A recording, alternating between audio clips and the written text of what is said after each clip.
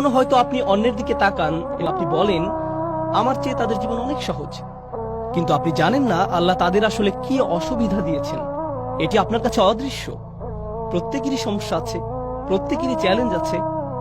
আপনি উদাহরণস্বরূপ চিন্তা করতে পারেন যে ফেরাউনের বিশাল রাজত্ব ছিল, সাম্রাজ্য ছিল, সে সময়ের বিশ্বের বৃহত্তম সেনাবাহিনী ছিল, সমস্ত সম্পদ যা একজন মানুষ চাইতে পারে, সমস্ত শক্তি যা একজন মানুষ চাইতে পারে, সমস্ত স্ট্যাটাস যা একজন চাইতে পারে, তার সব আছে। তাহলে কিভাবে তার সব কিছু আছে আর মুমিনদের কাছে কিছুই নেই? অথচ আল্লাহ তার সম্পর্কে বর্ণনা করেছেন যে সে ভয়ঙ্কর আতঙ্কিত অবস্থায় বাস করত। ওয়ানুরিয়া ফিরআউনা ওয়া হামানা ওয়া জুনুদাহুমা মিনহুম মা কানু ইয়াহযারুন। তারা ভয়ের মধ্যে বাস করত। সে রাতে বিভিন্ন দুঃস্বপ্ন দেখত।